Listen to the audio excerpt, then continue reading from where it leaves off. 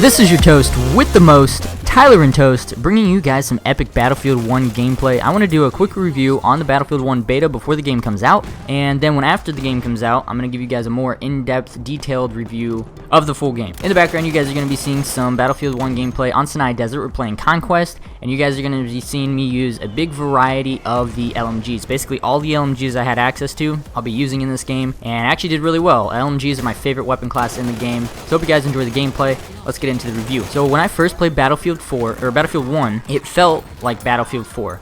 The first like 3 or 4 hours that I played the beta, I was not having fun. I was like, man, I really don't like this game. It reminds me of everything in Battlefield 4 that I hate. You spawn in, you run for 2 miles before you see anyone. The vehicles are just stupid OP. You get stuck on a little pebble and you have to jump over it. Things like that. The driving is still clunky. But why doesn't... I don't understand. After you put out Hardline, how is your driving mechanics not better than it is?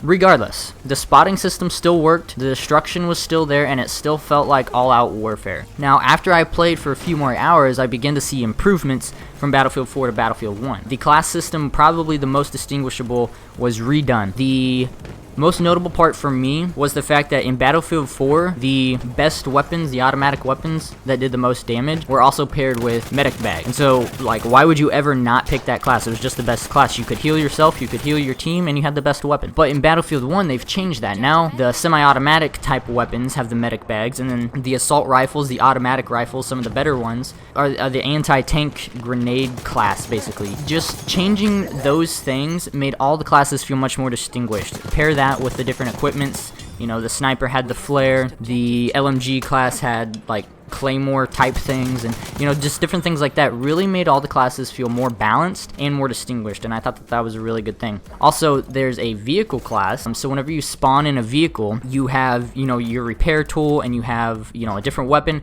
and it's not, you can have this same class that's really good and be in a really good vehicle. Yes, vehicles are good, and they should be good because they're vehicles. There still should be some balance in the game, even though tanks are just crazy OP most of the time. But the fact that you spawn in with this different class, and the only way you can get a repair tool is if you spawn in a vehicle, I really like that, and it feels way more balanced. The destruction is toned down a little bit from Battlefield 4. The destruction in Battlefield 4 and Battlefield 1 and just the Battlefield series is phenomenal. The fact that a building can fall down, the fact that I can throw a grenade at your cover and your cover's blown, that's just really, really cool, and that's one of the things that make Battlefield feel realistic and just all-out warfare. And the dynamic of a dynamic map and dynamic cover and that sort of thing is just really, really cool. I felt as though it was toned down very slightly, which I think was good, and it feels even more realistic because there were times in Battlefield 4 where I would feel like a building just came down in no time at all, or you know, something got shot a few times and then it just blew up. And yes, there were tons of things going on, tons of things falling down, blowing up, holes in the sand, buildings with their walls falling, all that sort of thing. So it's still there, just I feel as though it was slightly toned down a bit. In the beta, Conquest had a more focus on objective play, and they went up from 0 to the target score instead of the backwards way that Battlefield 4 did it, and I always forgot who was winning because I forgot how the game worked. But they had a more focus on objective score because you only got points by scoring flags. You didn't get points for scoring kills. They're changing that into the full game, which I am very much so against because I love objective play, I love the focus on objective play, and now I think that we're going to see, much like we did in Battlefield 4, just people camping in the back of the map with tanks going 80-0, and then, you know, getting a bunch of points for their team when they're really not doing anything for their team. So I hope that they still do something to put this focus on objective play, but the beta was really fun in terms of the Conquest changes that they did. Rush was really good. I like the spawn maps, like when you died, you had this overview of the map, and if you're playing Conquest or Rush or whatever you're playing, you can see an overview of the battle and see, you know, where the flags are, which ones you have, where your team is, different vehicles, and then you can spawn in. It's a real-time view of everything that's going on. Realism versus video game. Battlefield 1 feels real. It's historical. Not accurate, but fun. It might be historically accurate for campaign purposes, but they had to do a balance where it was historical, but at the same time it's fun, and I think that they accomplished that very well. Sure, everything that's in the game was in World War I, even if that was in idea form. Maybe it was prototyped, maybe it was, someone had this idea at the time, maybe there were only 3 of them in the whole world. So no, not everyone had automatic rifles at the time. No, not everyone had all these vehicles, etc. But it's really fun, they did a great balance of it.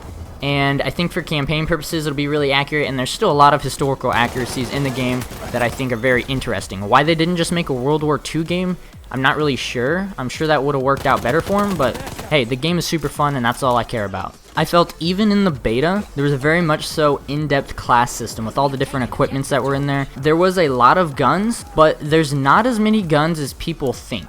And me personally, I'm a guy, keep it simple. You only have 10 guns. If they feel distinguished and unique, boom, I'm down. But Battlefield 1, you've got 4 different classes, and then you probably have, 30 different weapons in each class or something like that. But in reality, you don't have 30 different weapons. You have 10 different weapons, because there's 3 versions of each weapon. And the different versions aren't really different weapons. They're basically just as if you were to put an attachment on that weapon, like rapid fire or extended mag or something like that. There's a lot, don't get me wrong, there is still a ton of weapons, and I'm not saying that that's a bad thing, but I don't know why people look at it that way. But I enjoyed pretty much every weapon I played with. The semi-automatic ones on the medic class were super fun and rewarding to use. LMGs were my favorite. Sniping was really fun. I will say, sniping felt way more realistic than Battlefield 4. I get the bullet drop off. Battlefield has incorporated an actual velocity game mechanic into the game where you have to lead your target, that sort of thing. Battlefield 1 sniping felt so perfect. I felt if someone was running, I would have to lead them this much. Like, I've never sniped, but if I'm sniping someone 500 foot away, I'm not gonna have to aim 20 foot above their head to hit them like in Battlefield 4. In this game, you still had to lead them very much so. And, you still had to hit him in the head for 1-hit kill, all that sort of stuff. It just felt natural, and it felt more realistic, and I love that. Everything about the game is just going better. I love it. I love it. Whenever I first saw the bayonet, I was really nervous when I saw the bayonet, and then I played. And at first I was like, okay, why would you just not bayonet charge everywhere? You're running way faster. Well, there's a downside. As soon as you're done, you have like a 5-second time where you cannot run. And so if you're bayoneting to charge into cover and you misjudge that and you've got like 20 feet until you reach cover, you're walking to that cover as the whole enemy is shooting at you. The bayonet charge felt like if I was to bayonet you and charge at you, that's how it would be. That's exactly how it would be. They did it so perfect. And then whenever you see the dude charging at you, whoo, man, that's scary. Horses. Horses were different.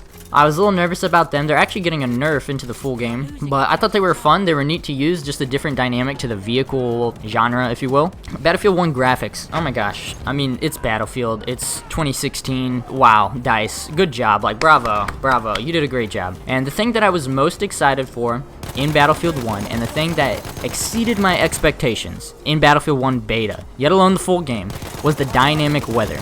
The fact that there is dynamic weather in the game, like, you already have the destructible terrain, that's fantastic, good job. The dynamic weather, it's not scripted, first of all, that's a huge feat. It can happen at any time, and it happens whenever, wherever, and however.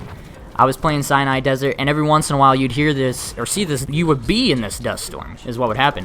You'd be in this dust storm, and, this dust storm, you couldn't see 10 foot in front of you. You're running beside an enemy, and you don't even know it. Then a different game, or even later on in that game, the dust storm would settle, or it'd be a different dust storm, and you could only see like 200 feet in front of you. So it was different each time. Then there was a couple games where I played and it was foggy. Wow, that was crazy. It just looked super cool. And then there was other times where the clouds would be rolling in. I don't think it ever rained on this map, I'm not sure. But there'd be clouds rolling in, then it'd be all overcast and whatnot. I can only imagine the rain in the other maps and the fog in the other maps. It just really changes the dynamic of the map, and it changes how you play. Because if it's foggy, you can't spot people. If it's a dust storm rolling in, you can't see people like 10 foot in front of you. You can't sound horror if it's raining. You can't, like... The game is played in so many different ways, and Battlefield already has so much going on for it with the number of weapons they have, the class combinations they have, the destructible terrain, the large maps. Now they add this dynamic weather. Wow. So at first, I didn't really care for Battlefield 1. Then I played. Then I loved it. I absolutely love it. And this was only the beta, and the beta only made me want to play more. So I'm really excited to see what the full game is going to bring us. I know it's going to be good. You guys are going to see a lot of Battlefield 1 on the channel. Make sure you're subscribed for Battlefield 1. Subscribe for everything FPS. Hope you guys enjoyed the video. More in-depth review after the full game releases. My name's Tyler and Toast, and I'll catch you guys on the next video.